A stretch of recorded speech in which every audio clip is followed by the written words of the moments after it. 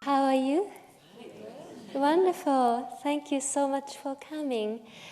My name is Yoko-sen, as Peggy wonderfully introduced. Thank you so much. I am an ambient electronic musician.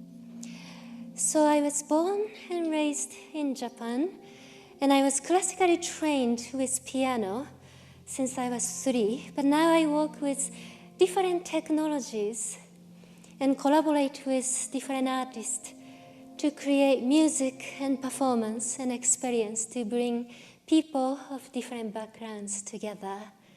And I love what I do. But several years ago, I was sick.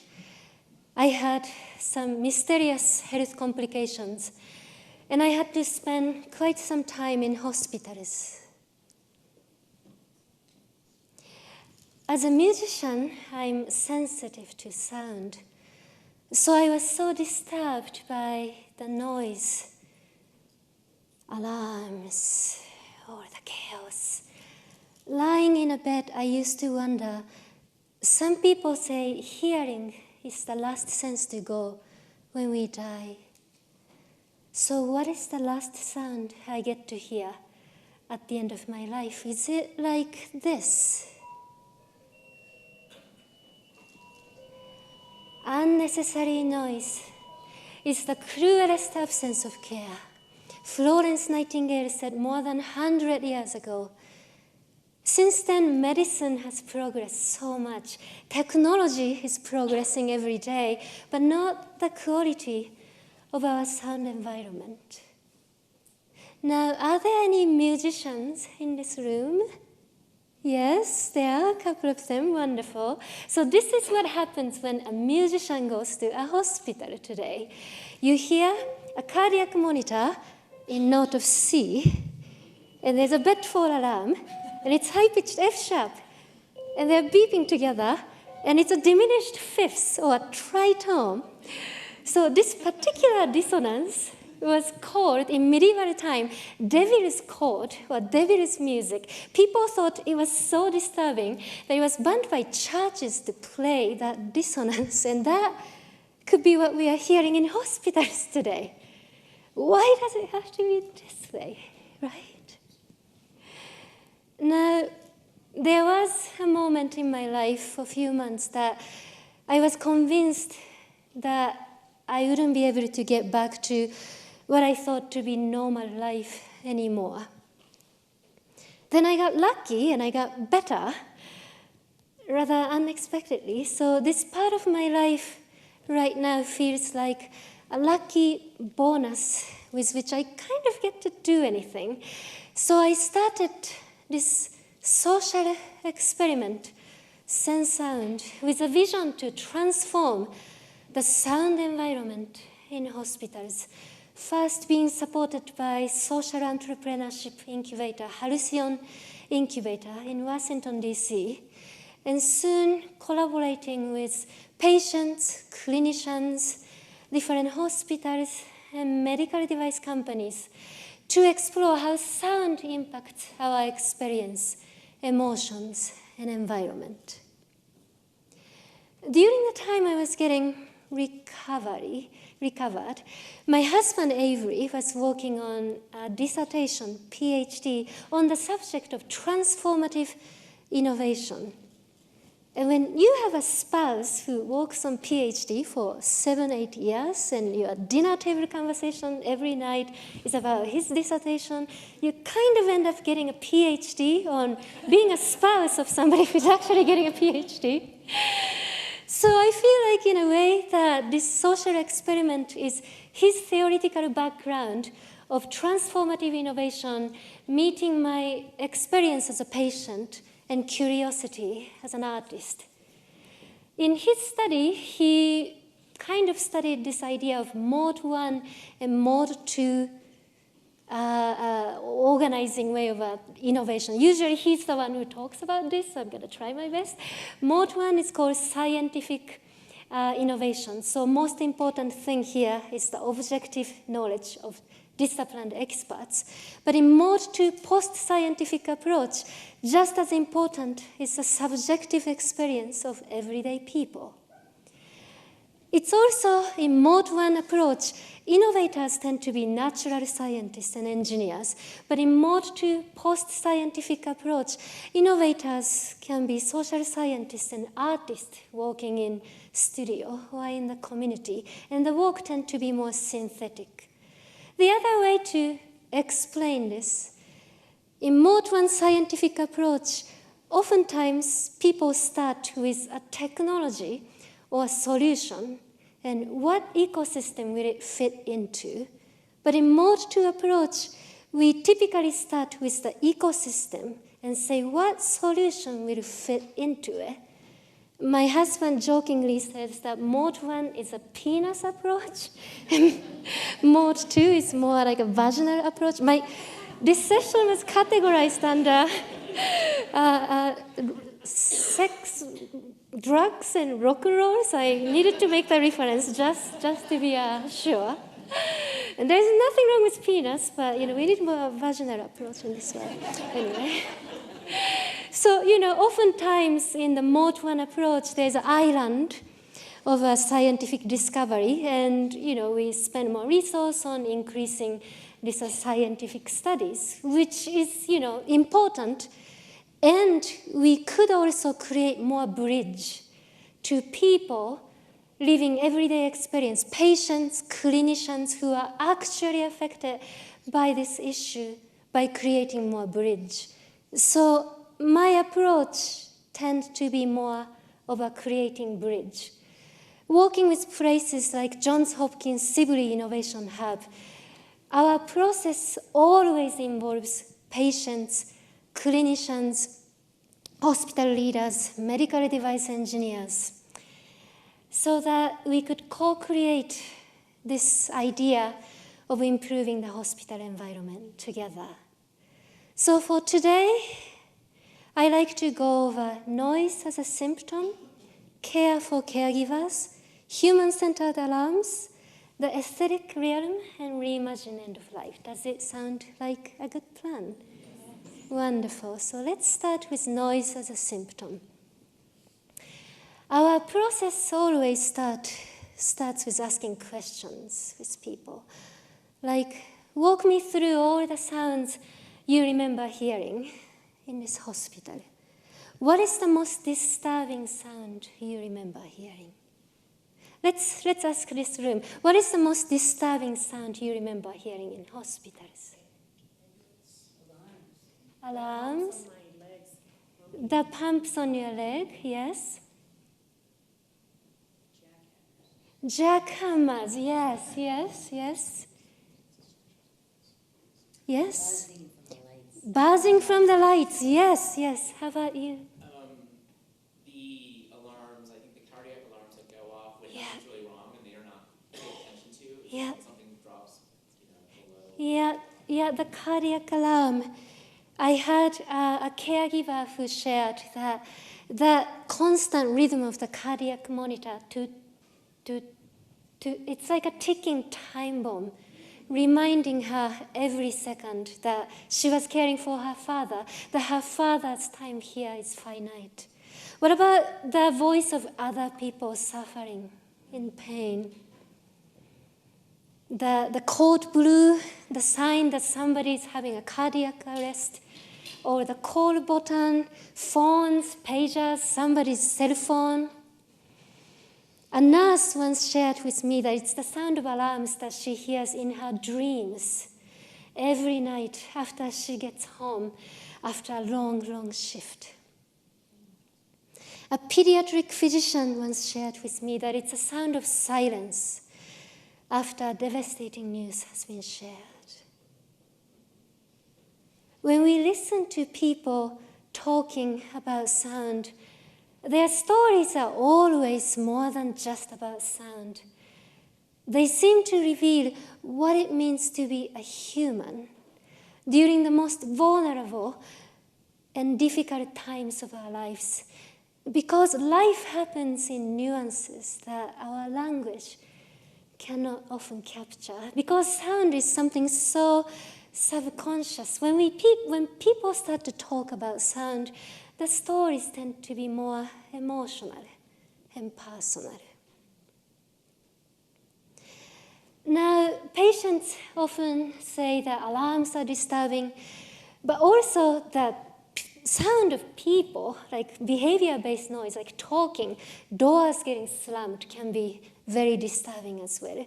And lots of those noise come from visitors and people who work in hospitals as well. So you see these posters everywhere, which is not quite effective, right? So we spent more time with people who work in hospitals, clinicians, technicians. So noise causes stress. It's easy to think that way. But we also observed that stress is causing noisy behaviors. Like when I'm stressed out, I'm less mindful, I talk loud, I slam the doors, I don't really care. So things get noisier, which causes more stress, which causes more noise, and things get more stressful. It's like a chaotic cycle. As we work very hard to reduce noise in order to reduce stress, could we also help reduce the stress of people who work in hospitals in order to reduce the behavior-based noise? So the first thing we prototyped in Johns Hopkins Sibley Memorial Hospital is what we call Staff Tranquility Room. It's an immersive relaxation space for anyone who works in the hospital to take a moment of respite from all the sensory overload. The room is filled with soothing light, music, aromatherapy, herbal tea, and feels like a spa.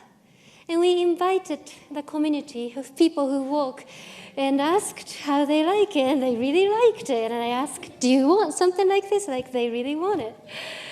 So we worked with the architecture firm Gensler, who donated the pro bono work, so that we could include the voices of the community to create the design of this space together.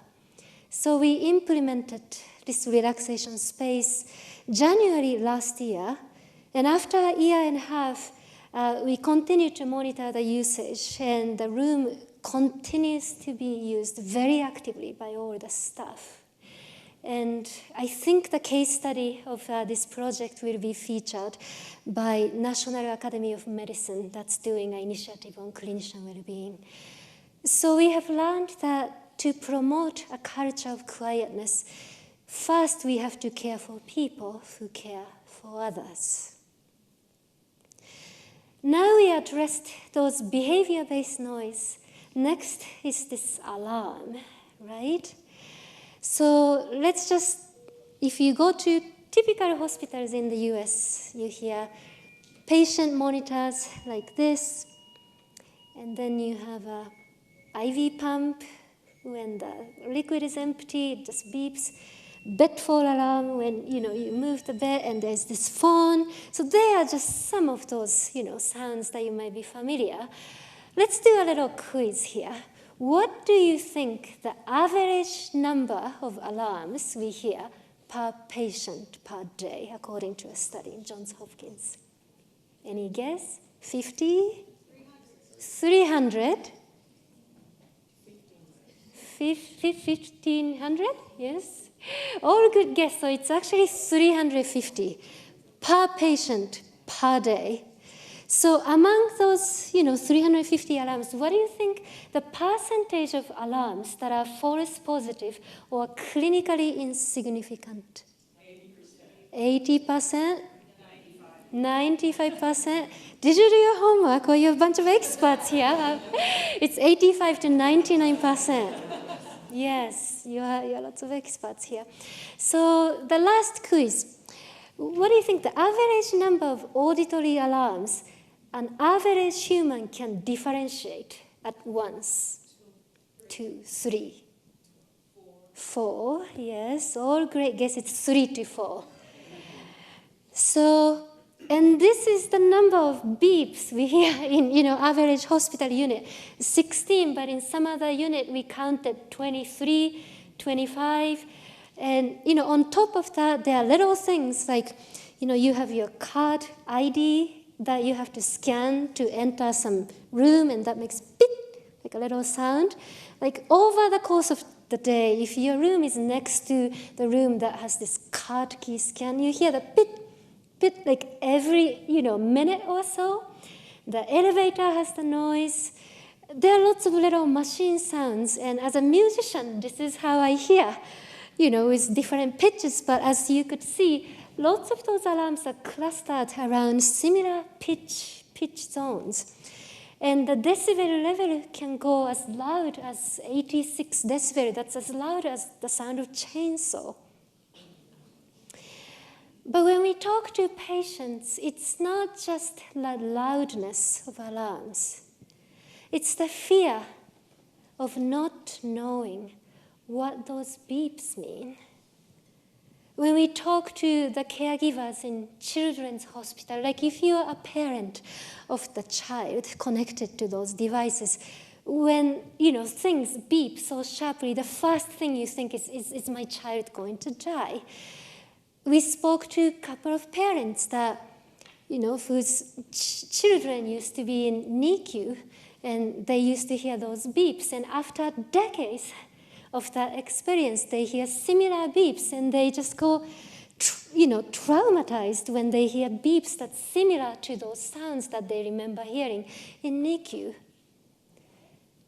When I was a patient, I remember that my sense of identity had become the name of my condition, my diagnosis. I didn't get to choose what I wear, or the sensory environment was informing me that my sense of autonomy, my control, it's all taken away. And this sensory environment reinforces the idea that I'm now a patient. I'm not a human who happens to be in a hospital today. When we talk to clinicians, when we talk about this idea of alarm fatigue, the conversations are almost always focused on patient safety, patient outcome, which is, of course, very important. But the conversations are almost never about the negative impact of noise on clinicians on their well-being. So we are creating and developing an interactive curriculum to resensitize clinicians not on the noise, but the impact of things like noise on their own well-being, so that they can start to pay more attention. We soon realized that working with clinicians is not enough, because oftentimes those noise is a hospital-wide issue. Some of those noise is based on procedures.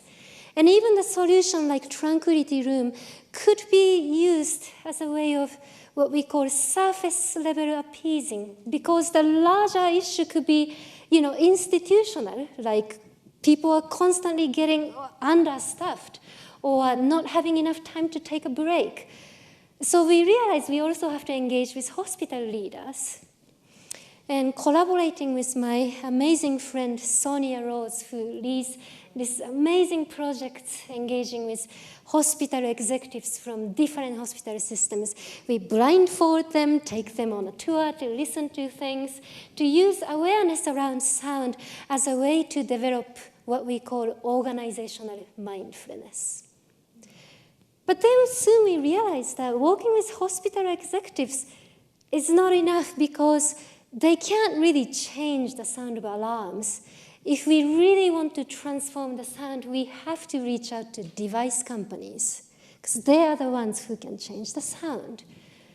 So we started to talk to device companies and actually work with some of them to help redesign the tone of those devices.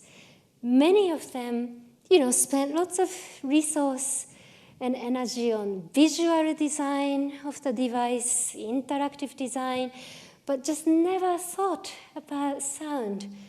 We talked to one engineer of one device company whose wife got hospitalized, and he had to hear the sound of device that he created.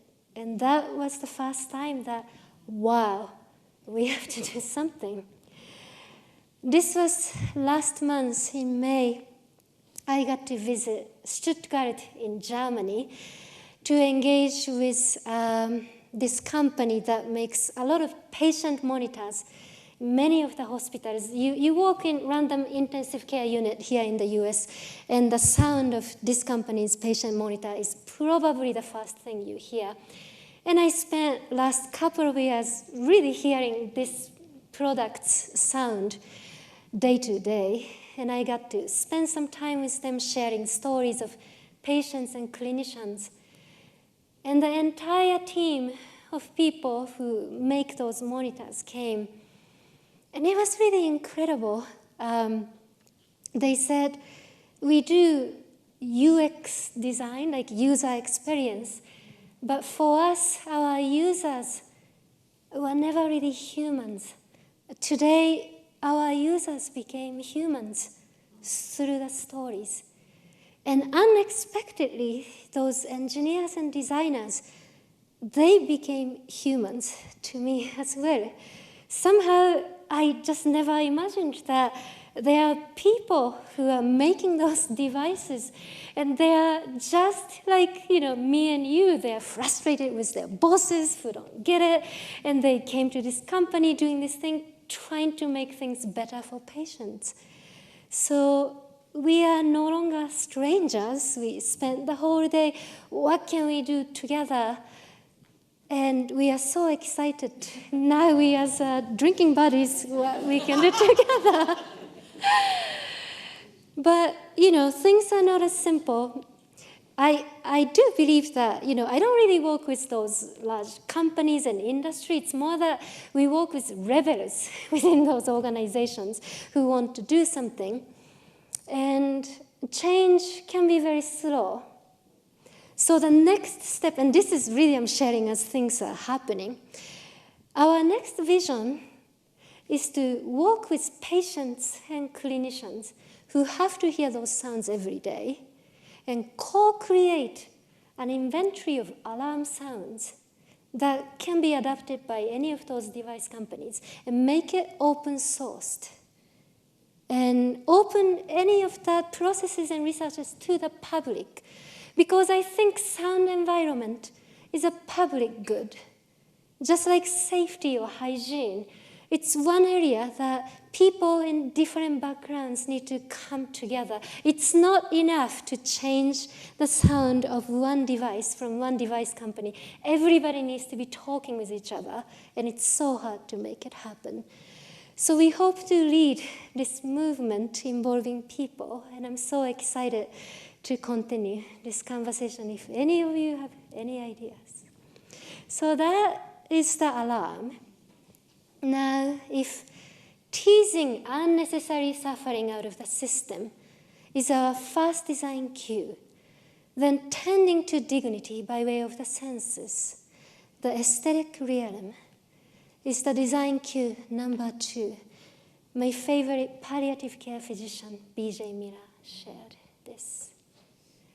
So reducing the unnecessary noise of alarm is a first step, but I think there are possibilities of sound and music to promote the positive experience for people.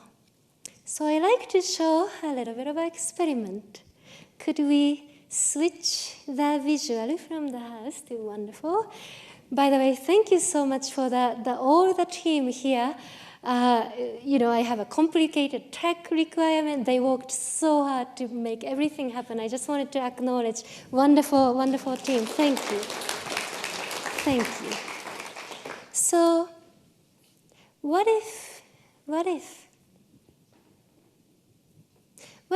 I just kind of move my hand and it triggers some sound? Using some augmented reality, like some kind of a magic. What if anyone can play the piano? Even if you have never learned how to play an instrument.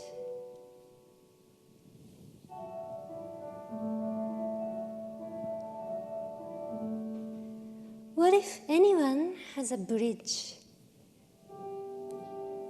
to create their own sound experience,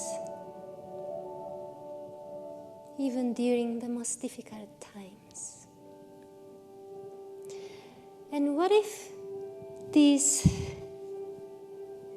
alarms that we just heard, so annoying, what if we can just start by, I don't know, tuning those alarms, same sound, but just, I don't know, F major or something?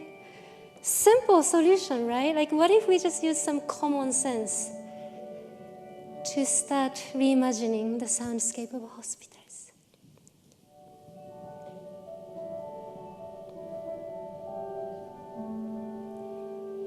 What if our sensory experience is reconsidered as what makes us human?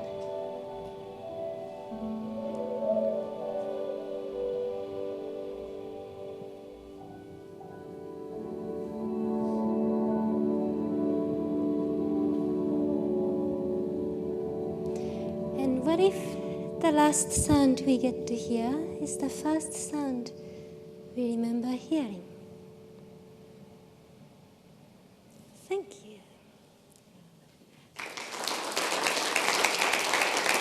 So, I like to invite a volunteer on stage because it's not really magic. I don't have any sensors or anything. Anybody can do this. Anyone? Anyone? Please? Oh, everybody's shy. Would you like to come, please? Yes. Thank you, thank you.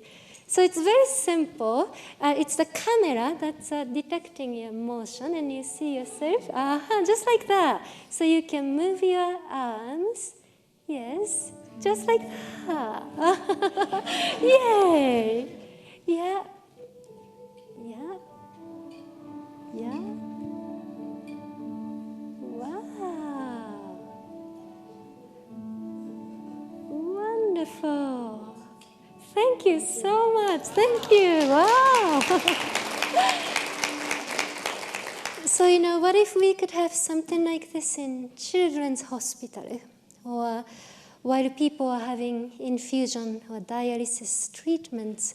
What if patients can create music together, but even not without looking at this? So for today, I demonstrated for the clarity to have some visual display, but we are working on ways that we just use the camera. So, people don't really need to look at screens in any way. We could convert the entire hospital lobby or a random space into an instrument. So if you are interested in any collaboration idea, I'm ready to co-create. So that's some of the ideas we are working on. Could you switch back to the house computer, please? Thank you very much. Wonderful group. Wow. So that was the aesthetic realm. And we have collaborated with different integrative medicine center and in conversation with different hospitals to really explore the positive impact of sound. I'm a little conservative when it comes to playing music in space. Music can be very personal. So one piece of music that's nice for one group of people might not be so nice. Somebody like me tends to prefer silence. But somebody like my husband always needs to have some sound around. So it's really difficult to think of one thing that fits everybody. And I think it's really important to be very mindful to think about individual need of people in the hospital. Now, changes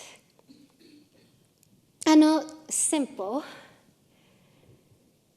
When change is not easy, having a low expectation about things often becomes one's survival strategy. Like, it's just a hospital noise. We don't go to hospitals to rest. People could say things like that. When things are difficult, I often think about this lesson from the human-centered design, which is to learn from extreme scenarios. And I think healthcare itself is one extreme scenario of the society. And within the healthcare, one extreme scenario is the end of life. So I often return to my first question, which is, what is the last sound you wish to hear at the end of your life? We worked with different communities to collect the stories of people sharing the last sound they like to hear at the end of their lives. And the project started to kind of gain the life of its own. It traveled to Iceland, India, Japan, Brazil, and I got to engage with people from different cultures sharing the last sound. And soon I started to notice that there is almost this a common thread of answers across different cultures. But one thing I had in common so far is that in every culture, people say, in my culture, it's taboo to talk about death and dying. And I say, it's not just your culture, it's probably most of, cultures. And ironically, it's one thing that could potentially unite the humanity, the fear of dying. And miracles started to happen in these processes. 2 months ago, I was in Northwell Health in New York, and I collected the answers from those CEOs and COOs of the hospital systems before the visit. And I would usually edit their voices before the visit and play the sounds of their voices as a community. One of the executives, I think she was a chief medical officer, so she recorded her answer. And after she recorded her answer and sent the file to me, somebody she knew came to ICU and he was actively dying. Because she had this experience of recording her last sound, immediately she said, what is the last sound do you think he wanted to hear? And the family member said, Billy Joel. He really likes Billy Joel. So they ended up playing the Billy Joel, hoping that would be the last sound for him. I had somebody who came to me after one of my concerts, and she said, I just saw the video of your talk 2 years ago somewhere randomly about this last sound. Since then, my father passed away. But during the time I was caring for my father, I remembered the idea of my last sound, and I believed he could hear me, so I kept holding his hand and I kept talking to him, and that made a difference. One of my favorite stories is Morgan. She's a palliative care nurse at a hospital in New York. She said oftentimes she's in a difficult and intimate moment of liberating someone from the ventilator with the expectation that this person's life thereafter will be very short.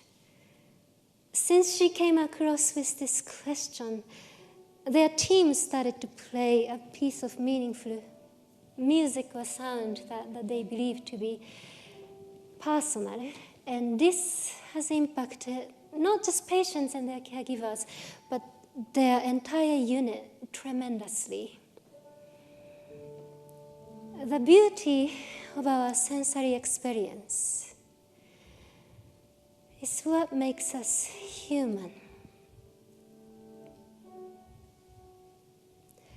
So, in this last day, one of the last sessions of amazing Aspen Ideas Health, I like to invite you to close your eyes, if you like, for a moment. And together in this space, reflect as a community that, and not as a heavy, scary, depressing question, but a playful, light-hearted, open invitation that if this could be anything you like, what is the last sound you wish to hear at the end of your life?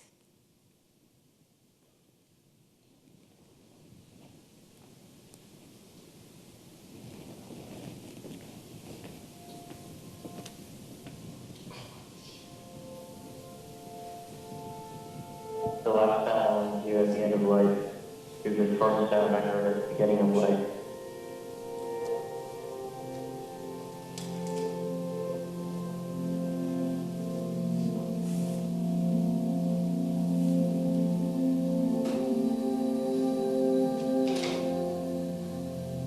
The last sound I wish to hear in my life would be a gentle breeze through the trees.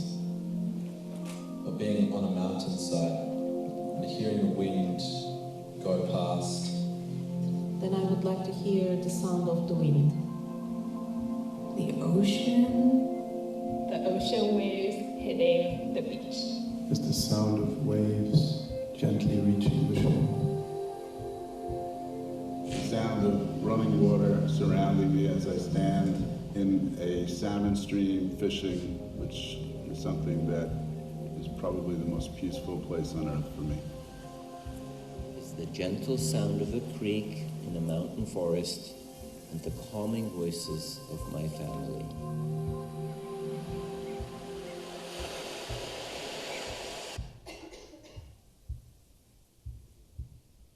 You know, every illness is a love story. The love is surrounding illness because it takes something away from someone who's hurting. The last sound I would wish to hear is the voice of a loved one around me. To know that they were there for me in those last moments. Is the voice of my loved ones. Loved ones having connected human moment, you know, even if it's not with me. The sound of my friends and family talking about all the good experiences we had in life. My family, my children, my grandchildren, all around me, laughing, telling stories, listening to music. The last sound that I'd like to hear is my sister playing the violin.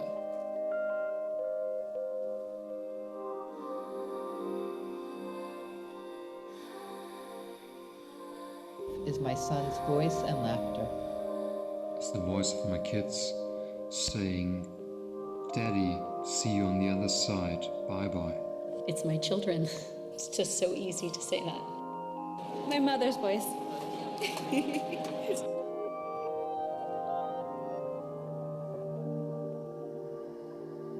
Lullaby and a bedtime song. Going off to sleep and just relaxed and like safe. As I fall asleep, yeah. That you know you're feeling felt by another person as you leave. Thunderstorm. Just starting to take action.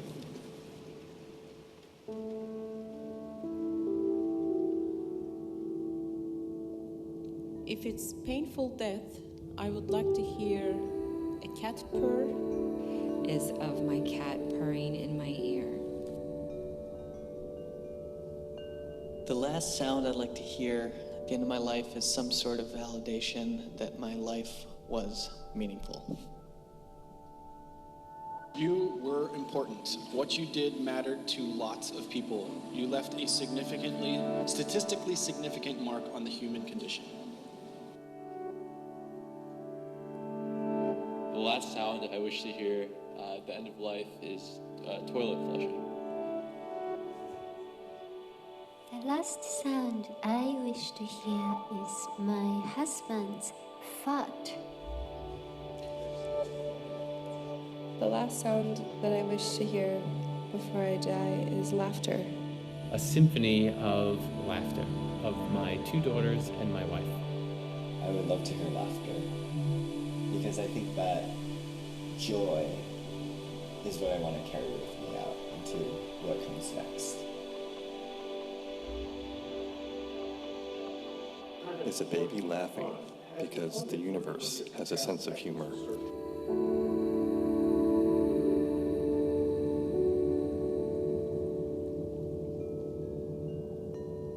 sound that I would like to hear is something that I've never heard of before, that I've never imagined before.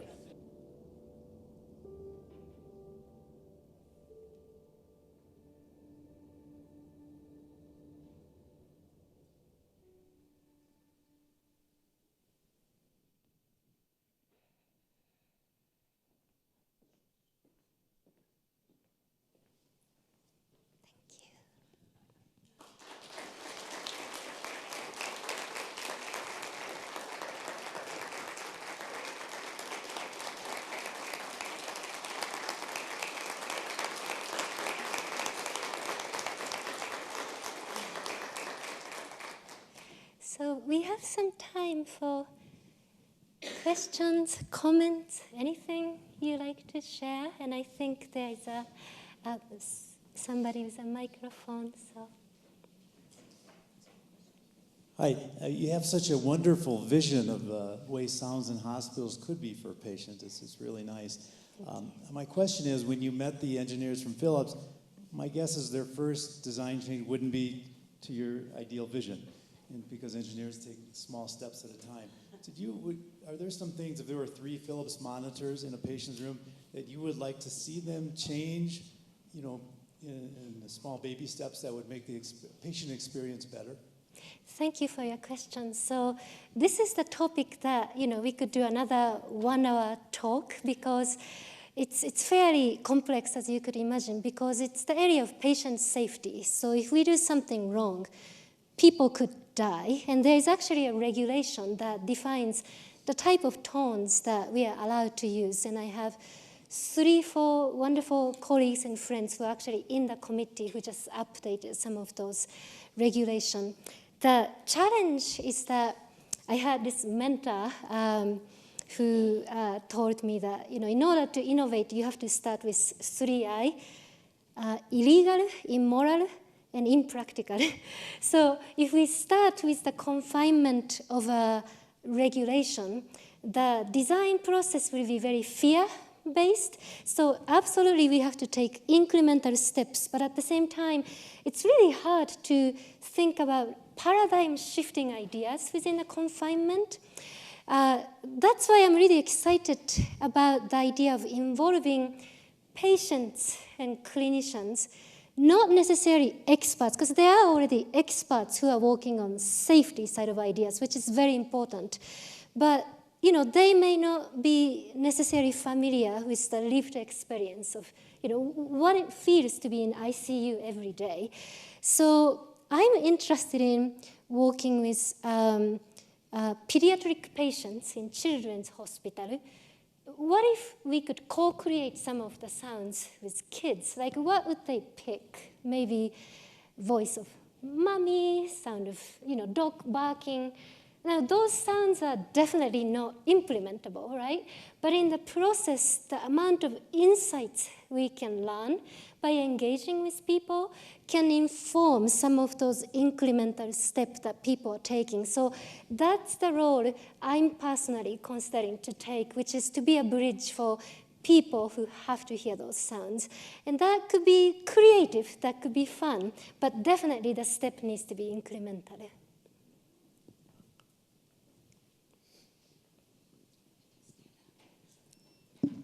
Thank you so much. That was just an incredibly immersive experience. I'm curious, is there any research that's been done that demonstrates the positive impact of sound as it relates to someone's healing, ability to heal? Absolutely. There are lots of scientific studies. In fact, there were a couple of speakers in this conference as well. Dr. Kogan, who played the piano, and he's a psychiatrist. I think there was a panel of musicians talking about the healing power.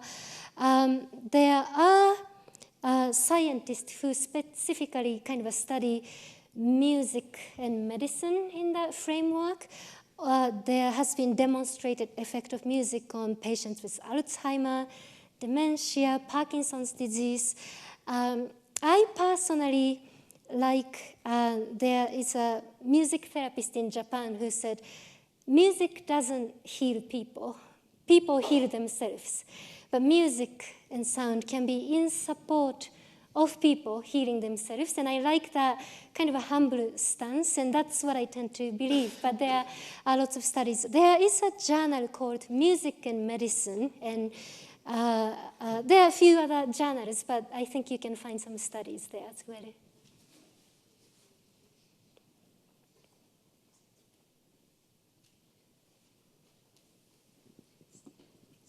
Are there other arenas in which changing the composition of noise would bring down crowd dynamic stress, or are you looking at things outside of the hospital and medical setting? Thank you for the question. I think that, so Brian Eno is a composer of ambient electronic music. He came up with this album, Music for the Airport, and it's just a beautiful, piece that somehow works with all the little dings and noise that's happening at the airport. I think that was a very interesting beginning. The area of sound design tended to focus on like transportation, restaurants, some retail, but less about the well-being of people as a public goods. Some of the car companies spend millions of dollars to, calibrate the sound of the door being closed because that's associated with the brand. I personally think it's great that people are doing things in different areas. If we could solve something in hospital, which I think is probably the most challenging area, or if not solve it, but learn something from that field, I think there are lots of insights and implications we can take from that to different places. I'm interested in schools, subway, metro, space for everyday people, for everyday experience. So definitely there are applications as well. Anything else, I guess? I wanted to mention that I met a couple of people during the conference who told me I have to start this thing, Twitter.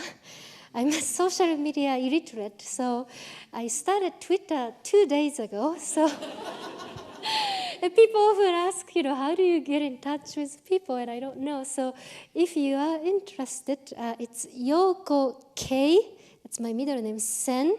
It's my Twitter. I have probably 25 followers right now. But if you have any ideas about any of the things that you experience together, I'd love to stay in touch.